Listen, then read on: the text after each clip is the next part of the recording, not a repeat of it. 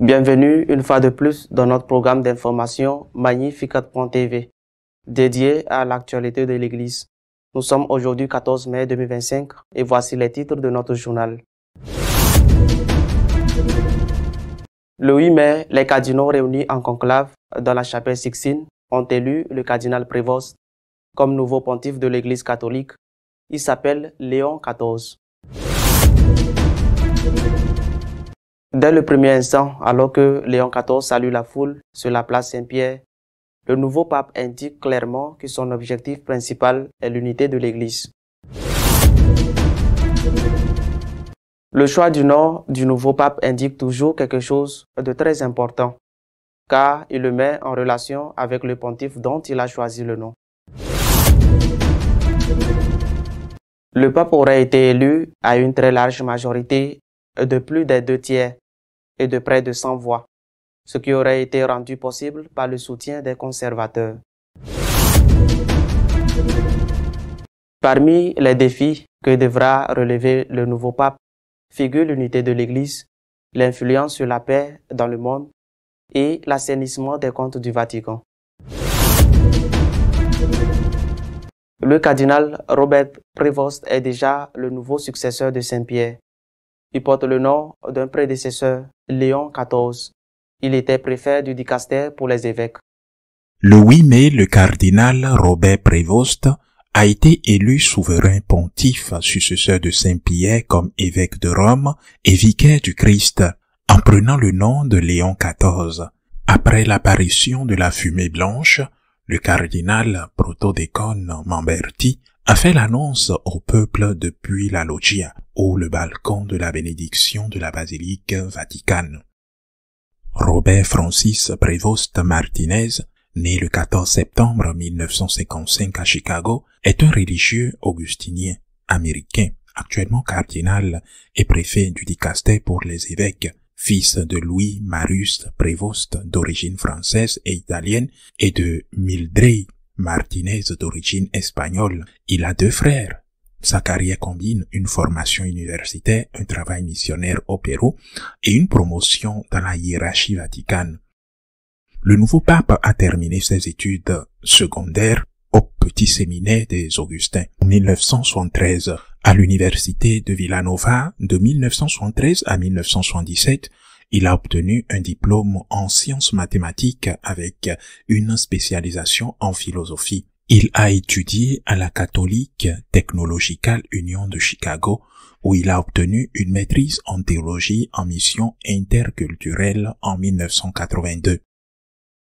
À Rome, à l'université pontificale Saint-Thomas d'Aquin, Angelicum, il a obtenu une licence en 1984 et un doctorat en droit canonique en 1987 avec une thèse sur le rôle du prieur local dans l'ordre de Saint-Augustin. Il a été au noviciat des Augustins en 1977 et a prononcé ses vœux simples en 1978 et ses vœux solennels en 1981. Il a été ordonné prêtre le 19 juin 1982 à Rome. Au début de sa carrière, il a effectué des missions à Pérou de 1985 à 1986, dans un premier temps à Chulucanas comme vicaire paroissial et chancelier et à Trujillo de 1988 à 1999. Aux États-Unis, il a été directeur des vocations de la province augustinienne de Chicago de 1987 à 1988. En 1999, il a été élu prieur provincial, maire du Bon Conseil de Chicago. En 2001, le chapitre général des Augustins l'a élu prieur général, poste qu'il a occupé pendant 2 mandats jusqu'en 2013, dirigeant l'ordre dans le monde entier. En 2014, le pape François l'a nommé administrateur apostolique du diocèse de Chiclayo, au Pérou. En 2015, il a été nommé évêque de Chiclayo, poste qu'il a occupé jusqu'en 2023. Au Pérou, il a fait face à des accusations de dissimulation dans des cas d'abus, mais le diocèse les rejette, affirmant que Prévost a suivi les procédures canoniques et civiles soutenant les victimes. En janvier 2023, il est nommé préfet du dicaster pour les évêques et président de la commission pontificale pour l'Amérique latine.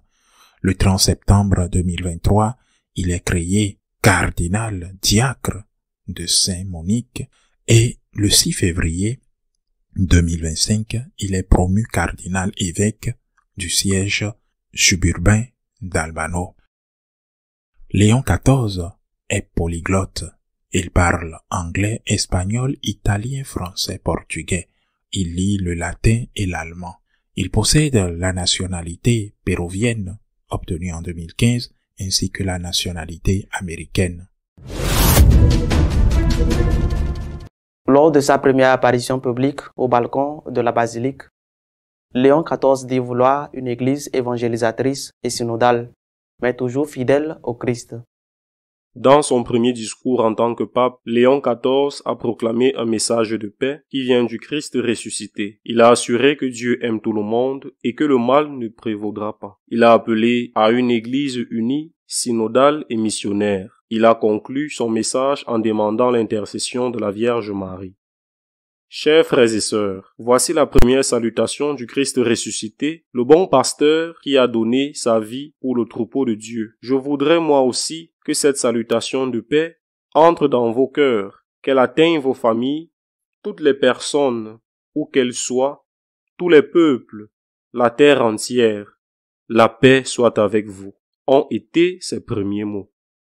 C'est la paix du Christ ressuscité, une paix désarmée et désarmante, humble et persévérante. Elle vient de Dieu qui nous aime tous inconditionnellement. Nous avons encore à l'oreille cette voix faible, mais toujours courageuse du pape François qui a béni Rome.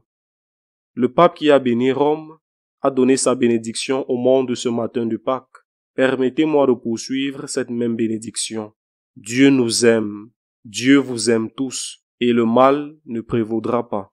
Nous sommes tous entre les mains de Dieu. C'est pourquoi sans crainte, main dans la main avec Dieu et les uns avec les autres, allons de l'avant.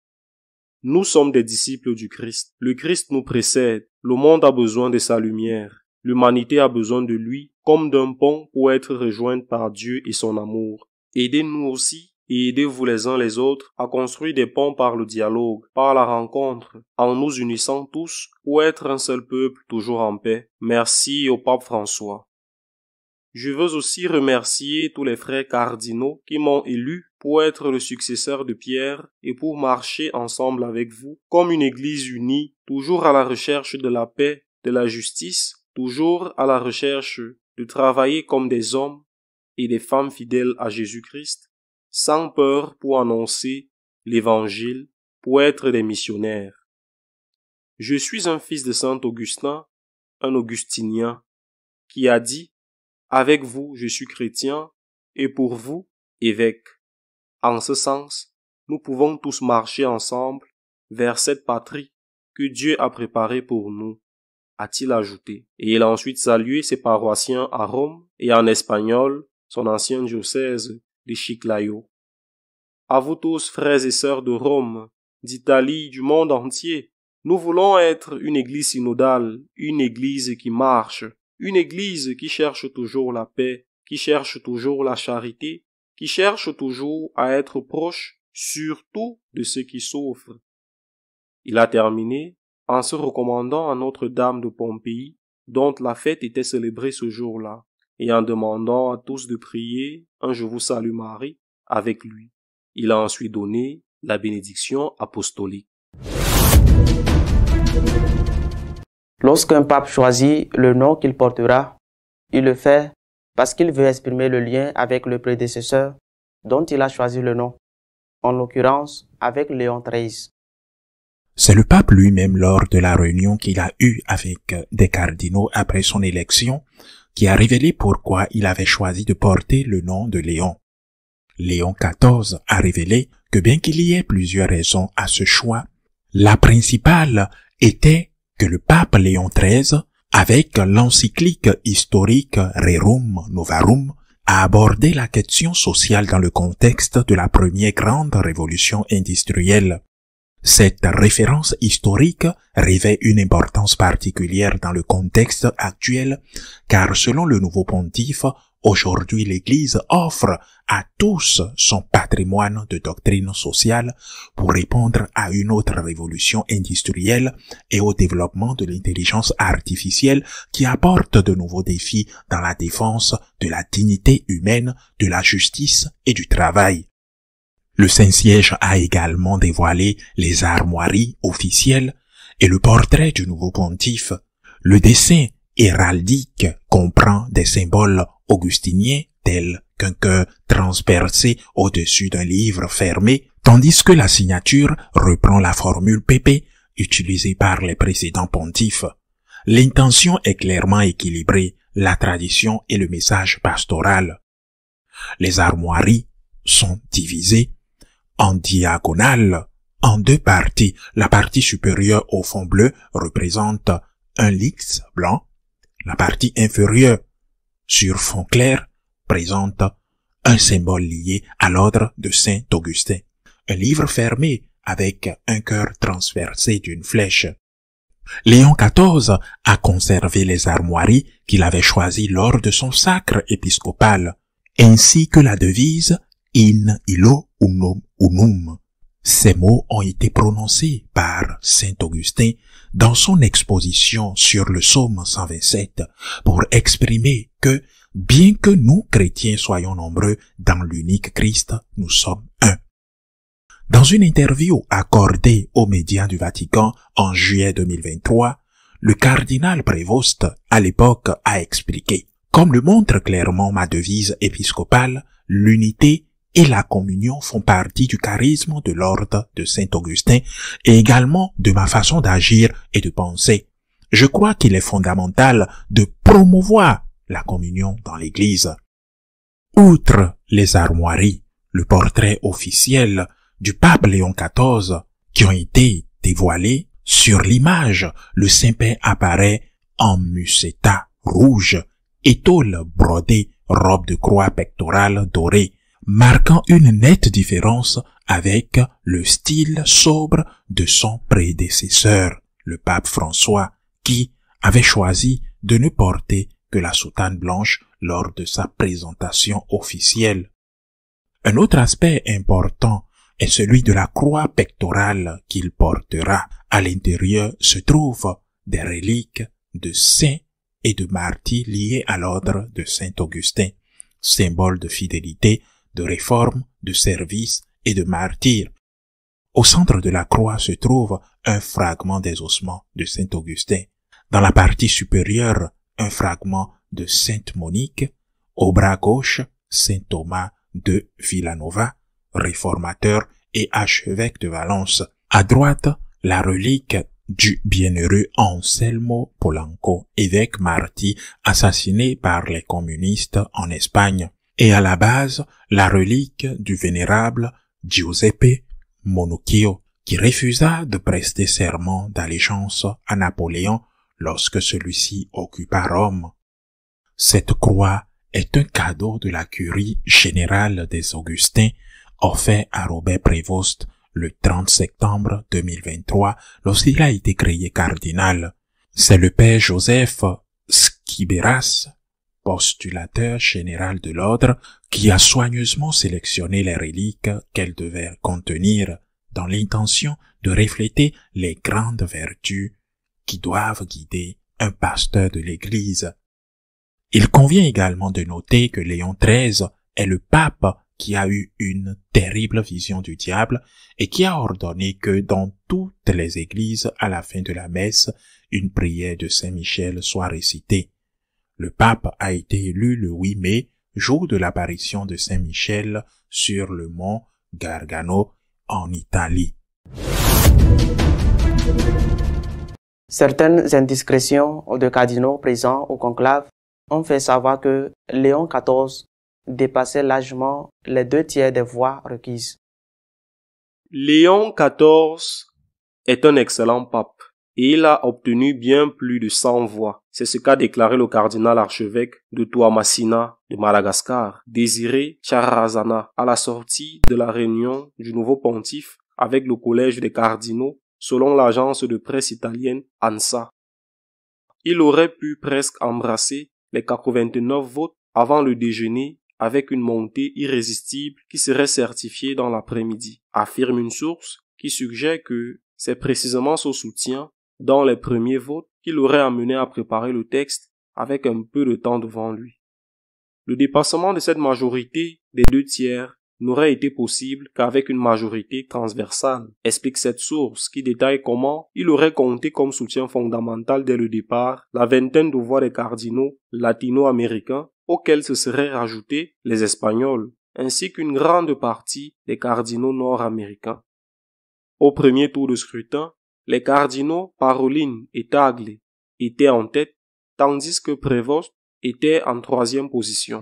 Mais après le 3e tour de scrutin, le cardinal Parolin, voyant qu'il ne progressait pas, a demandé à ses électeurs de soutenir Prévost, qui aurait eu plus de voix qu'il n'en fallait pour être élu. Selon plusieurs sources, pendant les congrégations générales, le cardinal Prévost a été invité par le cardinal Bourque à déjeuner chez lui. Lors de cette rencontre, il lui aurait donné des assurances sur le respect de la doctrine catholique. Bourque et Sarah ont tous deux commenté en termes élogieux l'élection de Léon XIV. Le nouveau pape est confronté à une situation difficile, tant dans l'Église que dans le monde. Ce sont des défis qu'il a décrits comme étant à la fois sa croix et sa gloire. Dans son discours aux cardinaux après son élection, le nouveau pape leur a dit qu'il l'avait mis sur un chemin de croix, mais qu'il comptait sur leur aide pour amener à bien la mission qui lui a été confiée. Parmi les défis immédiats auxquels il est confronté, il y a avant tout l'unification de l'Église pour mener à bien sa mission d'évangélisation. La devise choisie pour son pontificat indique clairement qu'il en est conscient et qu'il y consacrera ses plus grands efforts. D'ailleurs, le soutien reçu par ceux qui veulent être fidèles à la tradition a été unanime.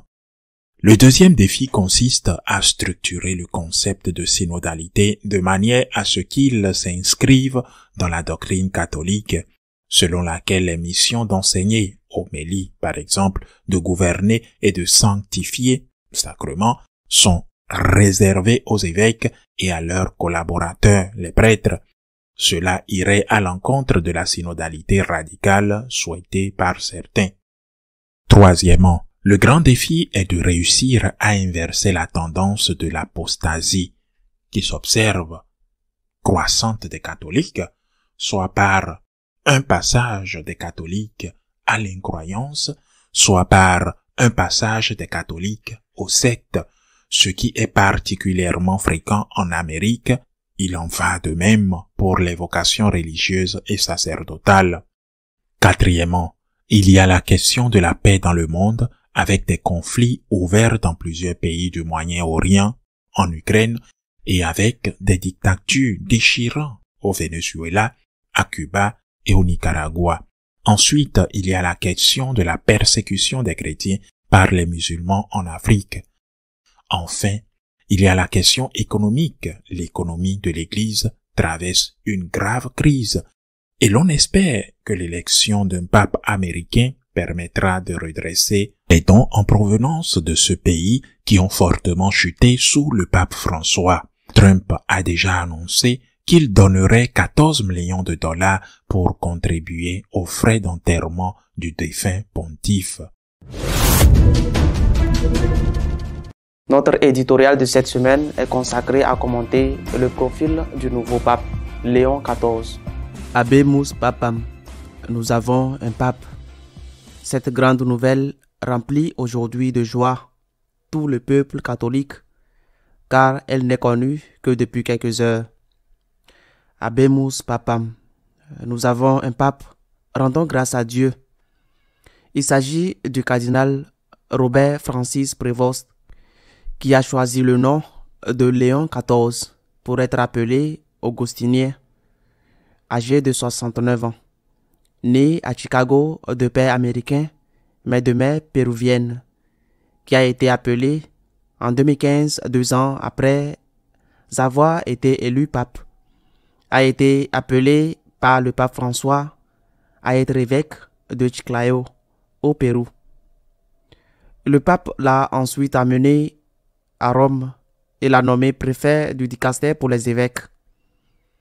C'est un Américain d'origine péruvienne, formé à l'une des spiritualités les plus anciennes et les plus belles de l'Église, celle de Saint Augustin.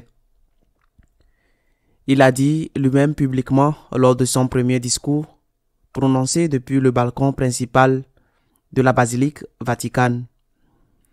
Il a dit, en rappelant une phrase célèbre de Saint Augustin, « Je suis chrétien avec vous et je suis berger pour vous. » Mais en plus de citer Saint Augustin, le nouveau pape Léon XIV a cité à 2 reprises son prédécesseur, le pape François, en rappelant la bénédiction que le dimanche de Pâques, le pontife défunt a donnée quelques heures avant sa mort, car il est décédé le lendemain. Et le second, pour le remercier, est un homme de François. C'est François qui l'a nommé évêque de Chiclayo et qui l'a amené à Rome à la curie. Mais il n'a pas choisi et aurait pu choisir le nom de François II. Il faut s'en souvenir. Léon XIV n'a pas voulu cacher son identité. Il l'a fait honnêtement dès le premier instant. Ses premiers mots furent une salutation de paix. Une paix, a-t-il dit, qui doit être humble et désarmée, ce qui est un message clair à un monde qui est déjà plongé dans une guerre, a dit le pape François, dans une guerre, une 3e guerre mondiale fragmentée en morceaux et qui est dans un processus de réarmement absolu. Il a parlé de suivre le Christ uni et sans peur, parce que c'est le Seigneur qui nous précède. Il a répété l'une des phrases les plus aimées du pape François, à savoir qu'il y a de la place pour tout le monde dans l'Église. Ce qui, par ailleurs, est, je pense, une chose que l'Église a toujours gardée à l'esprit. Car c'est le Christ qui nous a dit qu'il était venu chercher les pécheurs parce que c'était eux qui avaient besoin d'être convertis. Il est venu guérir les malades parce que ce sont les malades qui ont besoin d'être guéris. Et d'ailleurs, si ce n'était pas le cas, si dans l'Église, on ne couvrait pas tout le monde, si on ne couvrait pas que les purs et les parfaits, il me semble qu'à l'exception de la Sainte Vierge, il n'en resterait pas grand-chose. Nous devons chercher ensemble, a-t-il dit dans ce premier discours, à être une église missionnaire, une église qui construit des ponts. Et le dialogue doit toujours être ouvert à l'accueil de tous ceux qui ont besoin de notre charité, de notre présence. Il a clairement affirmé, et je le répète, il n'a pas caché ses intentions ni son identité, que la voie à suivre est celle que le défunt pontife a empruntée, celle de la synodalité. Nous voulons être, a-t-il dit, une église synodale, une église qui marche, une église qui cherche toujours la paix, qui cherche à être proche de ceux qui souffrent. Mais il faut dire qu'il a davantage parlé de communion que de synodalité. Le nom choisi, Léon XIV, indique qu'il se sent identifié au pontife qui a porté ce nom et qui a gouverné l'Église pendant 25 ans, entre le 19e siècle et les premières années du 20e siècle. Léon XIII, quiconque connaît un peu l'histoire de l'Église, se souvient de lui pour cette raison. Il est le pape de la doctrine sociale de l'Église, de ses 86 encycliques qui ont représenté 25 ans de gouvernement. Il a eu beaucoup de temps. la plus connue est Rerum Novarum, qui marque le début de cette doctrine sociale. Mais il y a un épisode moins connu dans la vie de Léon XIII, sa vision mystique. Je suis sûr que le nouveau pape en est bien conscient. Et lorsqu'il a choisi ce nom, il a fait en connaissance de cet épisode de la vie de son prédécesseur éponyme. La vision mystique de Léon XIII annonçait un avenir dramatique, en particulier pour l'Église catholique. Elle s'est produite en 1884, alors qu'il était déjà pape depuis 6 ans. Après avoir célébré la Sainte Messe, réuni dans sa chapelle avec quelques cardinaux, il le vit debout devant l'autel et son visage fut rempli d'horreur. Il pâlit. Il a salué les personnes présentes et s'est rendu dans son bureau. Il dit seulement « Oh, quelle image terrible! Il m'a été donné de voir et d'entendre. » Puis il expliqua plus en détail ce qu'il avait vu et entendu. « J'ai vu des démons. J'ai entendu leur grincement, leur blasphème, leur raillerie. J'ai entendu la voix effrayante de Satan défiant Dieu, disant qu'il pouvait détruire l'Église et amener le monde entier en enfer. » Une vision de Léon XIII, et ce pape a délibérément choisi de s'appeler Léon XIV. Mais Léon XIII aussi, dans cette vision, a vu Saint Michel Archange apparaître et précipiter Satan et ses légions dans l'abîme. Après être resté seul dans son bureau pendant une demi-heure, il appela le secrétaire de la congrégation des rites et lui remit une feuille de papier écrite de sa main et lui ordonna de l'envoyer à tous les évêques du monde, déclarant qu'il ordonnait que cette prière soit lue après chaque messe. Cette prière est celle que nous, catholiques, récitons encore aujourd'hui. Archange Michel, défends-nous dans notre lutte, sois notre protection contre le mal et les ruses du diable. Nous prions, supplions pour que Dieu manifeste sa puissance sur lui. Et toi, prince de la milice céleste, avec le pouvoir que Dieu t'a conféré, jette en enfer Satan et les autres esprits mauvais qui parcourent le monde en essayant de perdre les âmes. Le nouveau pape est donc un homme de François. Il ne l'a pas caché, il a mentionné, il a cité 2 fois dans son bref discours. Mais auparavant, dans ces mises en commun qui ont été faites ces derniers jours, il avait été classé parmi les cardinaux les plus modérés, de ceux qui se considéraient plus proches de son prédécesseur. La synodalité sera sa feuille de route. J'insiste, il n'a pas voulu le cacher. Mais il a plus souvent parlé d'unité et d'amour que de synodalité. Il reste à voir ce que la synodalité signifie dans la pratique et quelles seront ses conséquences. Dans les congrégations générales, de nombreuses voix se sont élevées pour demander au nouveau pontife de préserver l'unité de l'Église et de garder intact le dépôt de la foi. Il a entendu tout cela. Il sait, comme l'a prévenu le cardinal Miller, que si ce dépôt n'est pas maintenu, il y aura probablement, a dit le cardinal, non pas 1 ou 2, mais plusieurs schismes.